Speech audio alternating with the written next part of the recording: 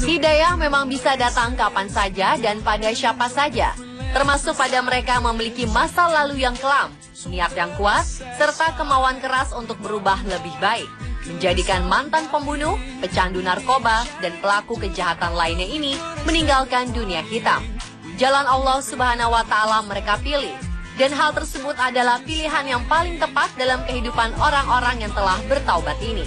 Pemirsa, kami telah merangkum beberapa kisahnya dalam 7 kisah taubat fenomenal di Indonesia versi On The Spot.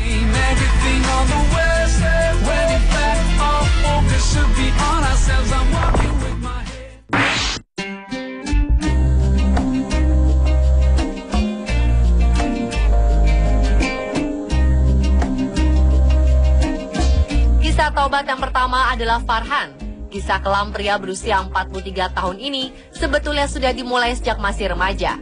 Di usia ke-23 tahun, pria Lombok ini menikah dengan kekasihnya berasal dari Jepang. Saat tinggal di Jepang, Farhan dipercaya untuk memegang klub malam milik mertuanya. Di negeri ini, Farhan direkrut sebagai anggota geng internasional yang terkenal di negeri matahari terbit tersebut. Roda kehidupan Farhan seolah berputar tak kala beberapa anggota jamaah tablik datang dan mengajak Farhan untuk belajar agama Islam. Meski awalnya menolak, akhirnya ia memutuskan untuk bertaubat. Farhan meninggalkan keluarga dan segala yang ia miliki di Jepang untuk belajar agama di Pakistan, India, Bangladesh, dan lain sebagainya. Saat kembali ke Jepang, Farhan sempat dipenjara karena dianggap sebagai teroris. Setelah keluar dari penjara, tepatnya di tahun 2010, Farhan memutuskan untuk pulang ke Lombok dan fokus berdakwah untuk menyadarkan orang-orang agar kembali ke jalan Allah.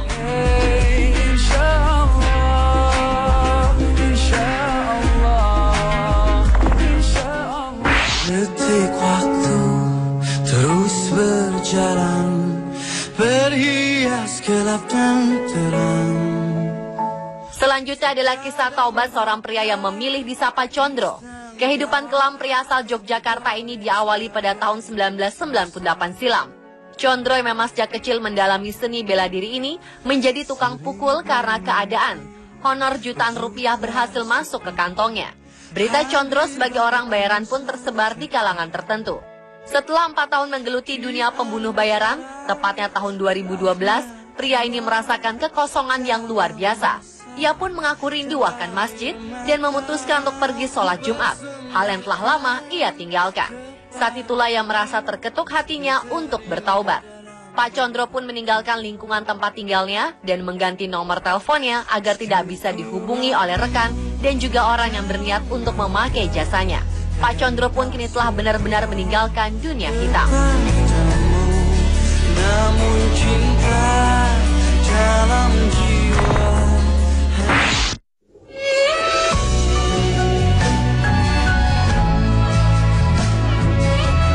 Berikutnya adalah Iqbal Ashari. Pria asal Bandung ini terpaksa tinggal di jalanan karena seluruh keluarganya pindah ke Jakarta. Iqbal pun putus sekolah. Jika memiliki uang, Iqbal menghabiskannya dengan minum-minuman keras dan membeli narkoba. Kehidupan jalanan ini berlangsung selama 6 tahun. Kondisi Iqbal mulai membaik tak kala ia bertemu kembali dengan keluarganya. Ia pun menikah di usianya yang ke-20.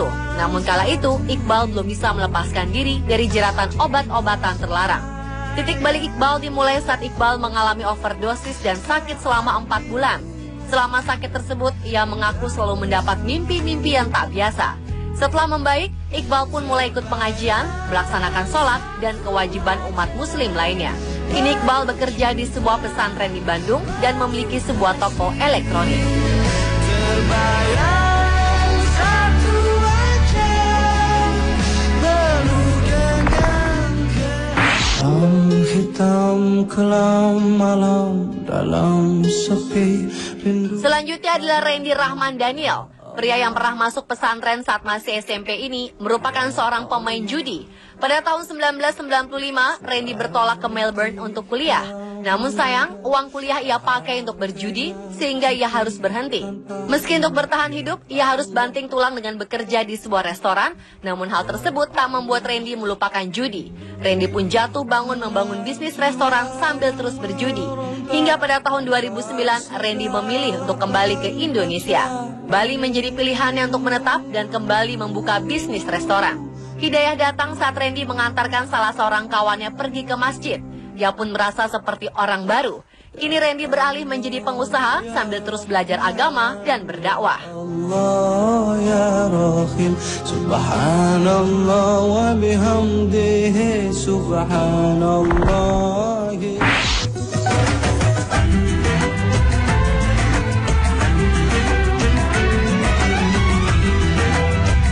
Syafi'i Andi Patahudin dahulu merupakan seorang mantan preman di sebuah terminal di Sulawesi. Kala itu pria ini adalah orang yang paling disegani di terminal tersebut. Bahkan ia menjadi ketua geng yang sangat ditakuti. Memalak dan minum minuman keras menjadi hal biasa bagi pria yang sempat tinggal di Jawa Timur ini. Hidup pria berusia 43 tahun ini berubah tak kala ia berjumpa dengan seorang ustadz. Saat itu, Syafi'i yang memang bimbang menyanggupi ajakan sang ustadz untuk mengikuti pesantren kilat selama 3 hari. Ternyata 3 hari yang singkat tersebut bisa merubah hidup Pak Syafi'i. Ia pun sudah menjalankan sholat 5 waktu, tidak memalak, dan telah meninggalkan minuman keras. Perlahan, pekerjaan sebagai calo ia tinggalkan dan berjualan barang perabot rumah tangga. Allah, Allah, Allah, Allah, bertasbihlah alam raya. 10 tahun silam adalah masa-masa kelam yang dialami oleh pria bernama Syarifuddin ini. Perilaku negatif dan gaya hidupnya membuat warga kampung Bantar Kopo ini dicap sebagai preman yang meresahkan masyarakat. Bersama teman-temannya, Syarifuddin kerap memeras dan meminta uang secara paksa pada warga. Perubahan muncul saat di satu titik, Syarifuddin menyadari bahwa tindakan dan perilakunya selama ini adalah salah dan hanya akan membuat hidupnya berakhir sengsara. Langkah positif pun mulai diambilnya dengan membuka usaha di bidang kerajinan pada tahun 2007 silam. Syarifuddin mengalami jatuh bangun dalam merintis usaha pembuatan figura dengan pelepah pisang. Bahkan teman-temannya pun meninggalkannya. Namun usahanya kini makin pesat. Pria Bogor ini perlahan menghilangkan citra negatif yang melekat pada dirinya. Ia bahkan menjadi sosok teladan bagi warga sekitar.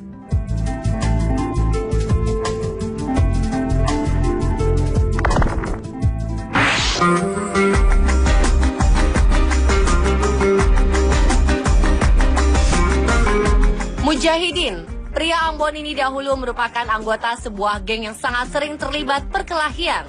Tak jarang Mujahidin bahkan membunuh lawan-lawannya. Akhirnya karena tak bisa hidup tenang karena jadi buronan, membuat Mujahidin memilih pindah ke Bali pada tahun 2005. Namun kejahatannya tak juga ditinggalkan. Bahkan Mujahidin telah beberapa kali masuk penjara. Saat itu sudah mulai terbersit di pikirannya bahwa ia tidak ingin mati dalam keadaan yang tidak baik. Kehidupan Mujahidin mulai cerah tak kala ia bertemu dan diajak oleh salah seorang kawannya ke masjid. Di sanalah ia tersadar dan memutuskan untuk bertaubat. Selama beberapa bulan pertama, ia kerap menangis karena mengingat dosa-dosanya. Ia pun berzikir dan meminta ampun kepada Allah.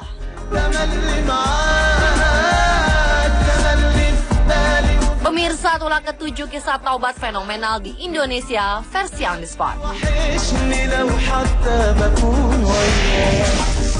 Uang kuliah ia pakai untuk berjudi sehingga ia harus berhenti. Meski untuk bertahan hidup, ia harus banting tulang dengan bekerja di sebuah restoran. Namun hal tersebut tak membuat Randy melupakan judi. Randy pun jatuh bangun membangun bisnis restoran sambil terus berjudi. Hingga pada tahun 2009, Randy memilih untuk kembali ke Indonesia. Bali menjadi pilihannya untuk menetap dan kembali membuka bisnis restoran. Hidayah datang saat Randy mengantarkan salah seorang kawannya pergi ke masjid. Dia pun merasa seperti orang baru. Kini Randy beralih menjadi pengusaha sambil terus belajar agama dan berdakwah. Allah ya Rahim, subhanallah wa bihamdihi, subhanallah.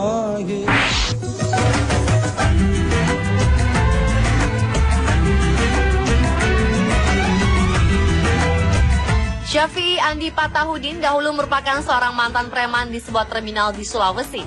Kala itu pria ini adalah orang yang paling disegani di terminal tersebut. Bahkan ia menjadi ketua geng yang sangat ditakuti. Memalak dan minum minuman keras menjadi hal biasa bagi pria yang sempat tinggal di Jawa Timur ini. Hidup pria berusia 43 tahun ini berubah tak kala ia berjumpa dengan seorang ustadz. Saat itu, Syafi'i yang memang bimbang menyanggupi ajakan sang ustadz untuk mengikuti pesantren kilat selama 3 hari. Ternyata 3 hari yang singkat tersebut bisa merubah hidup Pak Syafi'i. Ia pun sudah menjalankan sholat 5 waktu, tidak memalak, dan telah meninggalkan minuman keras. Hidayah memang bisa datang kapan saja dan pada siapa saja, termasuk pada mereka yang memiliki masa lalu yang kelam, niat yang kuat, serta kemauan keras untuk berubah lebih baik. Menjadikan mantan pembunuh, pecandu narkoba, dan pelaku kejahatan lainnya ini meninggalkan dunia hitam. Jalan Allah Subhanahu wa Ta'ala mereka pilih, dan hal tersebut adalah pilihan yang paling tepat dalam kehidupan orang-orang yang telah bertaubat ini. Pemirsa, kami telah merangkum beberapa kisahnya dalam 7 kisah taubat fenomenal di Indonesia versi On The Spot.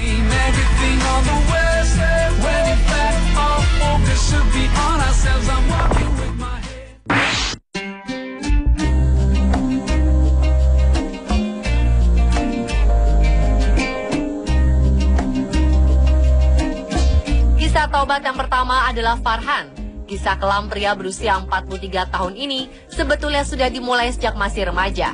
Di usia ke-23 tahun, pria Lombok ini menikah dengan kekasihnya berasal dari Jepang. Saat tinggal di Jepang, Farhan dipercaya untuk memegang klub malam milik mertuanya. Di negeri ini, Farhan direkrut sebagai anggota geng internasional yang terkenal di negeri matahari terbit tersebut. Roda kehidupan Farhan seolah berputar tak kala beberapa anggota jamaah tablik datang dan mengajak Farhan untuk belajar agama Islam. Meski awalnya menolak, akhirnya ia memutuskan untuk bertaubat. Farhan meninggalkan keluarga dan segala yang ia miliki di Jepang untuk belajar agama di Pakistan, India, Bangladesh, dan lain sebagainya. Saat kembali ke Jepang, Farhan sempat dipenjara karena dianggap sebagai teroris. Setelah keluar dari penjara, tepatnya di tahun 2010, Farhan memutuskan untuk pulang ke Lombok dan fokus berdakwah untuk menyadarkan orang-orang agar kembali ke jalan Allah.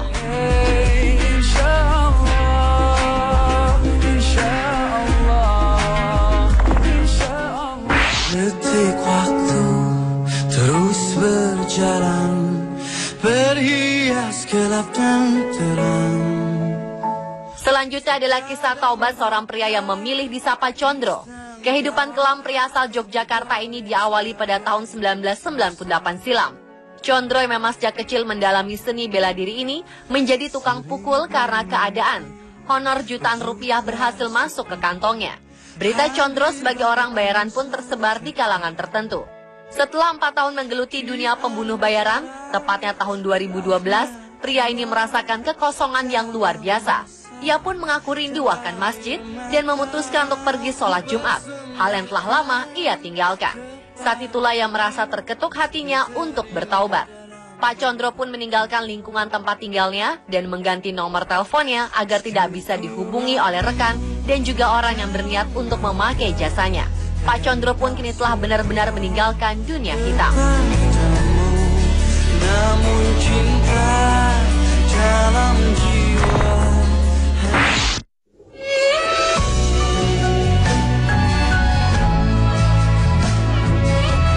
Berikutnya adalah Iqbal Ashari. Pria asal Bandung ini terpaksa tinggal di jalanan karena seluruh keluarganya pindah ke Jakarta. Iqbal pun putus sekolah. Jika memiliki uang, Iqbal menghabiskannya dengan minum-minuman keras dan membeli narkoba. Kehidupan jalanan ini berlangsung selama 6 tahun. Kondisi Iqbal mulai membaik tak kala ia bertemu kembali dengan keluarganya. Ia pun menikah di usianya yang ke-20. Namun kala itu, Iqbal belum bisa melepaskan diri dari jeratan obat-obatan terlarang. Titik balik Iqbal dimulai saat Iqbal mengalami overdosis dan sakit selama 4 bulan. Selama sakit tersebut, ia mengaku selalu mendapat mimpi-mimpi yang tak biasa. Setelah membaik, Iqbal pun mulai ikut pengajian, melaksanakan sholat, dan kewajiban umat muslim lainnya. Kini Iqbal bekerja di sebuah pesantren di Bandung dan memiliki sebuah toko elektronik. Terbayang satu wajah penuh dengan hitam kelam malam dalam sepi rindu. Selanjutnya adalah Randy Rahman Daniel. Pria yang pernah masuk pesantren saat masih SMP ini merupakan seorang pemain judi. Pada tahun 1995, Randy bertolak ke Melbourne untuk kuliah. Namun sayang, perlahan pekerjaan sebagai calo ia tinggalkan dan berjualan barang perabot rumah tangga.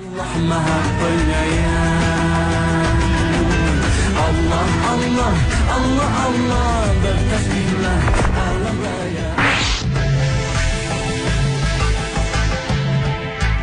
10 tahun silam adalah masa-masa kelam yang dialami oleh pria bernama Syarifuddin ini. Perilaku negatif dan gaya hidupnya membuat warga kampung Bantar Kopo ini dicap sebagai preman yang meresahkan masyarakat. Bersama teman-temannya, Syarifuddin kerap memeras dan meminta uang secara paksa pada warga.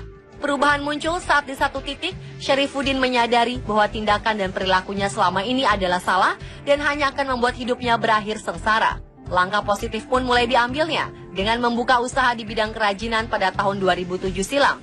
Syarifuddin mengalami jatuh bangun dalam merintis usaha pembuatan figura dengan pelepah pisang. Bahkan teman-temannya pun meninggalkannya. Namun usahanya kini makin pesat. Pria Bogor ini perlahan menghilangkan citra negatif yang melekat pada dirinya. Dia bahkan menjadi sosok teladan bagi warga sekitar.